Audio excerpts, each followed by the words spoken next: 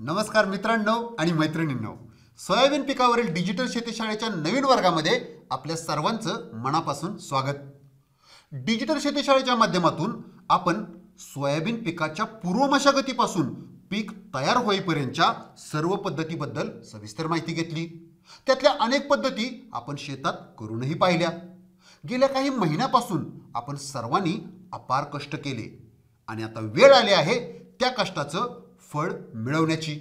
आले दिस सुगीचे आनंद सुखाचे असं कोण्या कवीनं म्हटलं आहे। सळसळणारं भरलेलं शेत हेच खरं आपल्या कष्टाचं फळ, अशीच आपणा सर्वांची भावना असते, कारण त्यात आपण आपलं सर्वस्व ओतलेलं असतं। पण मंडळी, आपल्या कष्टाचं फळ तर मिळालं, पण हे फळ गोड असेल की कडू? ते फळ गोड तेव्हा लागेल जेव्हा आपल्याला त्यापासून चांगला मोबदला मिळेल।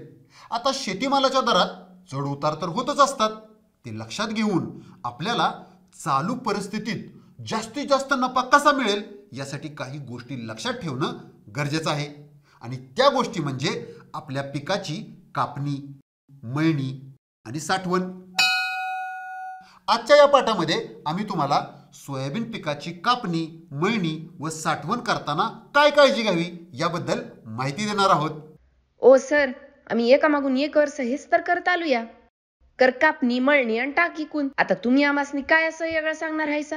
हो अक्का, जरा धीर धरा। मला एक सांगा, सोयाबीनची कापणी कधी करायची?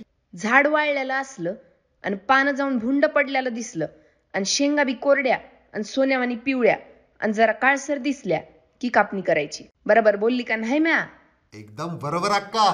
तर मंडळी, सोयाबीन पिकाची कापणी त्याला शारीरिक पक्वता म्हणजेच फिजिओलॉजिकल मॅच्युरिटी आल्यावर करावी। आता हे पीक पक्व झालं आहे म्हणजेच तयार झालं आहे हे कसं ओळखावं? आपल्या अक्कांनी सांगितलंच आहे त्याप्रमाणे सोयाबीन पक्व झाल्याचे काही ठोकताळे आहेत। झाडे वाळलेले असतात, बहुतेक पाने झडलेले असतात, शेंगा कोरड्या व शेंगाचा रंग हा बुरकट, तांबूस किंवा काळपट होतो। शेंगाच्या खालच्या भागावर थोडा दाब दिला की शेंग फुटते। बियांचा रंग पांढरट पिवळसर झालेला दिसतो।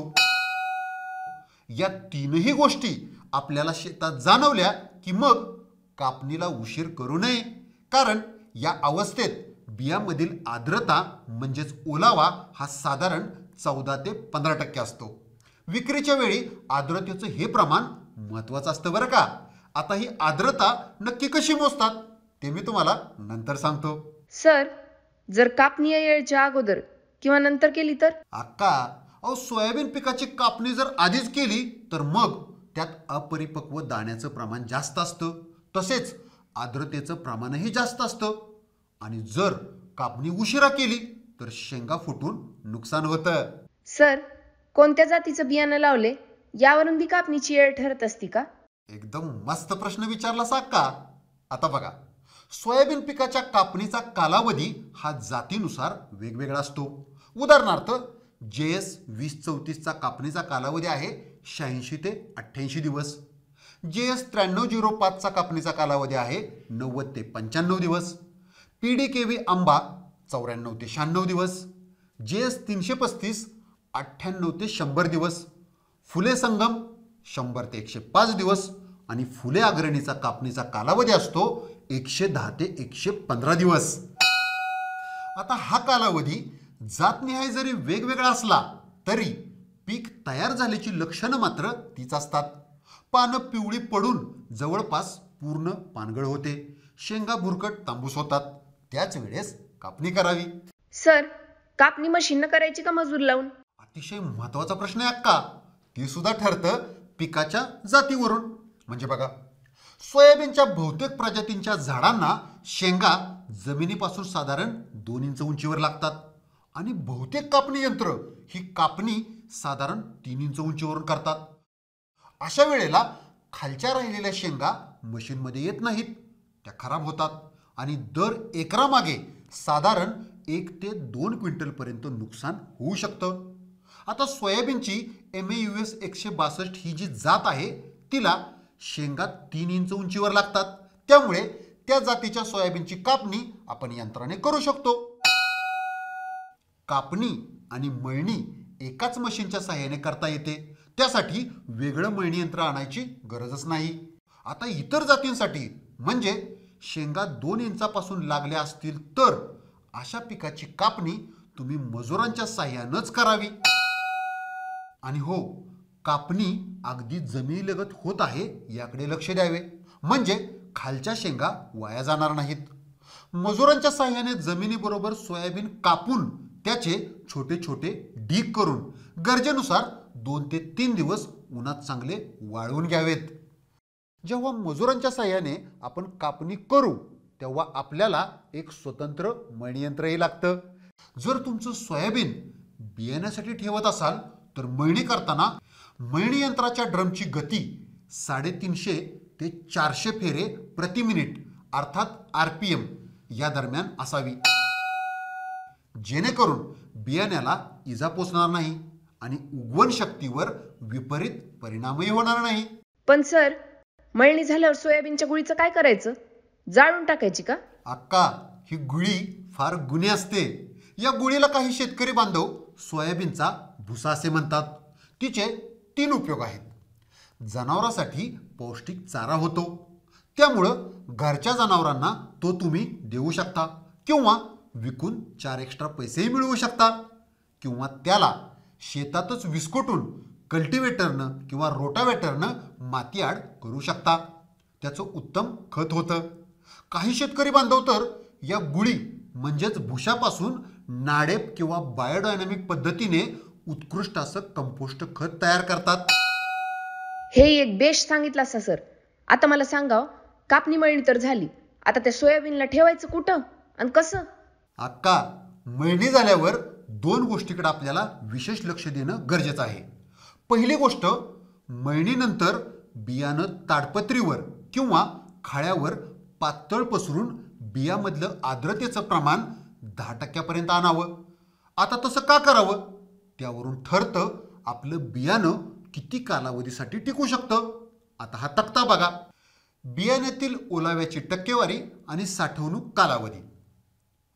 बियाण्यातील ओलावा 12 ते 13% असेल तर ते बियाणं 6 महिने टिकतं. ओलावा 11 ते 12% असेल तर ते बियाणं 1 वर्ष टिकतं. आणि जर हा ओलावा 10 ते 11% असेल तर ते बियाणं 2 वर्ष टिकतं. आणि जर 8 ते 10% ओलावा असेल तर मात्र हे बियाणं 4 वर्ष टिकतं. सर, सांगणं सोपं आहे, पण हे ओलावा मोजायचा कसा? अक्का, सोयाबीन मधील आर्द्रता म्हणजेच ओलावा मोजण्याचं एक यंत्र बाजारात मिळतं. त्याला मॉइश्चर मीटर असं म्हणतात.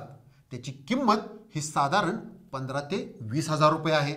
आता तुम्ही म्हणाल, एका शेतकऱ्याला हा मॉइश्चर मीटर घेणं शक्य आहे का? खरंय, परंतु गाव स्तरावर सर्व शेतकऱ्यांच्यासाठी एक मॉइश्चर मीटर घेतला तर गावातील सर्व सोयाबीन पीक घेणारे शेतकरी सामोपचाराने हा मॉइश्चर मीटर वापरू शकतात. पण तरीही मी तुम्हाला एक शॉर्टकटमधली मस्त ट्रिक सांगतो. ती म्हणजे सोयाबीनचा दाना तोंडात टाकून दाताखाली दाबला की तो कडकन फुटला पाहिजे. आणि कडकन फुटला म्हणजे त्याची आर्द्रता साधारण 10%च्या आसपास आहे असं समजावं. आता हा ठोकताळ आहे, अगदी अचूक नाही बरं का, पण तुम्हाला अंदाज येण्याकरता उपयुक्त आहे. आता दुसरी गोष्ट, मळणी झाल्यावर बियाण्यातला काडी कचरा, खडे, माती काढून स्वच्छ करावे. आता या दोन्ही गोष्टींची काळजी घेणं का आवश्यक आहे? कारण ओलावा व खडे मातीचं प्रमाण यावरूनच आपल्या मालाची प्रतवारी ठरते आणि त्यावरूनच आपल्याला किती दर मिळणार हे सुद्धा ठरतं.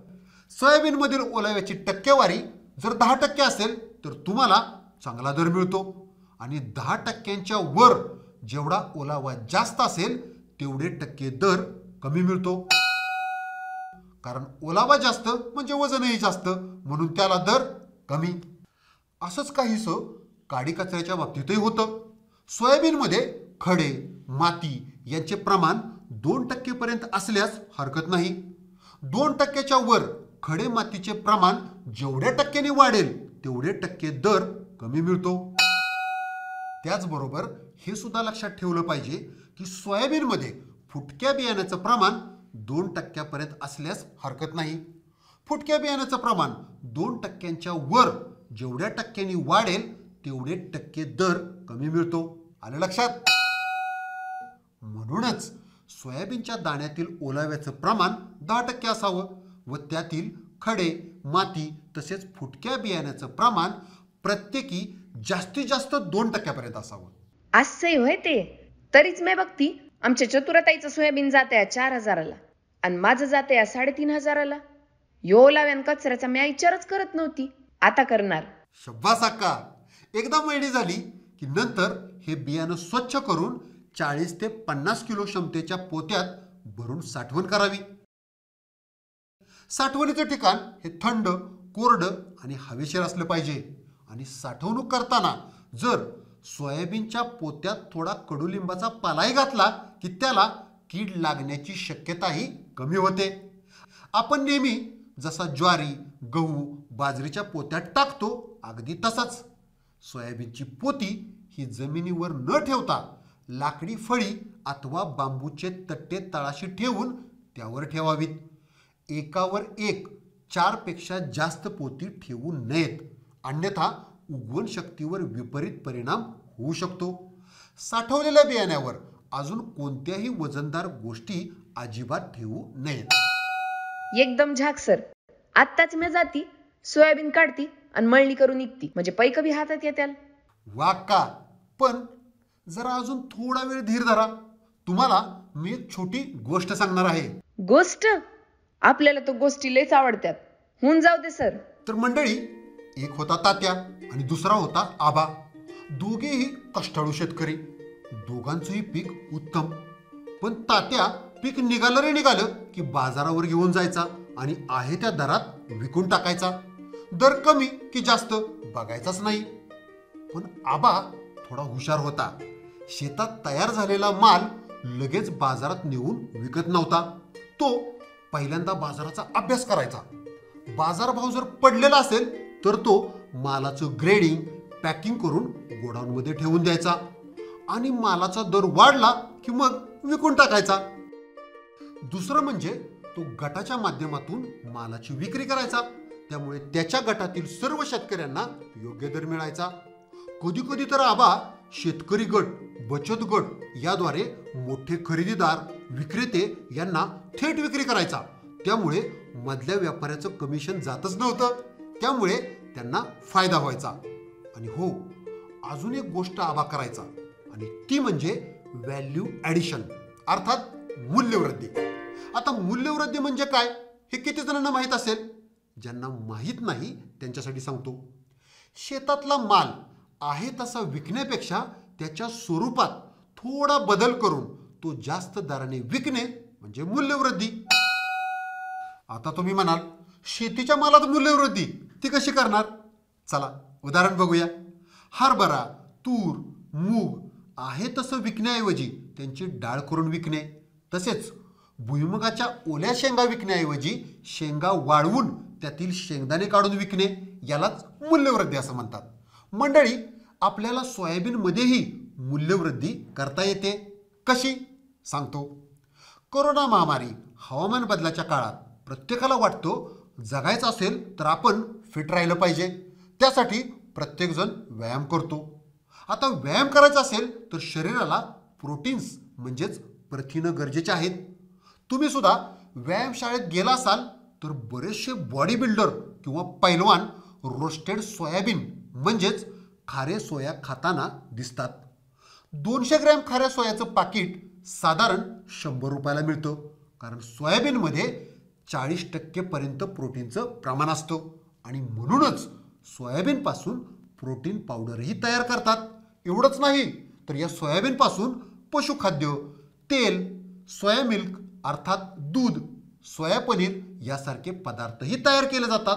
त्यांना बाजारात चांगला भावही मिळतो. त्याचा आबासारखे शेतकरी चांगला फायदा करून घेतात.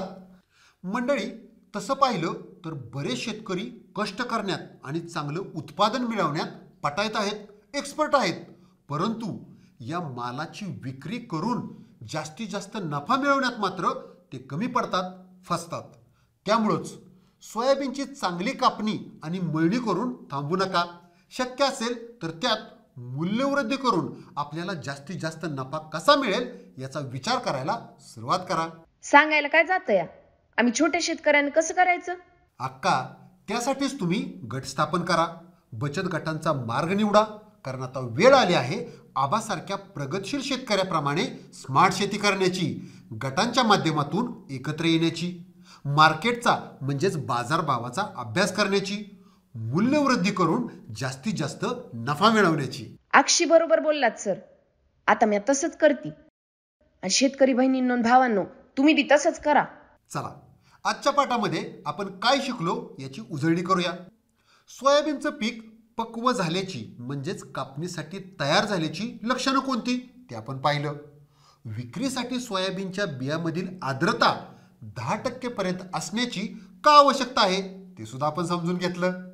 सोयाबीनची कापणी मशीन आणि मजुरांच्या सहाय्याने करताना कोणत्या गोष्टींची काळजी घ्यावी हे आपण पाहिलं. सोयाबीन पिकातील काडी कचऱ्याचं तसेच माती, दगड आणि फुटक्या बियाण्याचं प्रमाण 2% पेक्षा जास्त का असू नये हे आपण समजून घेतलं. सोयाबीन पोत्यात भरून त्याची साठवणूक कशी करावी हे सुद्धा आपण पाहिलं. आणि शेवटी सोयाबीन पिकामध्ये मूल्यवृद्धी कशी करावी आणि त्यापासून जास्त नफा कसा मिळवावा हे सुद्धा आपण समजून घेतलं. तर मंडळी, आता तुमच्या सोयाबीनची चांगली कापणी मळणी करा, त्यात मूल्यवृद्धी करा आणि बाकी कसलंही टेन्शन घेऊ नका. हसत खेळत एक मिनिट सर, मी पूर्ण करू का? करा की अक्का. आता योग्य वेळेला आणि योग्य पद्धतीनं कापणी मळणी करा, मग टेन्शन घेऊ नका. सोयाबीन चांगल्या दरालाच का?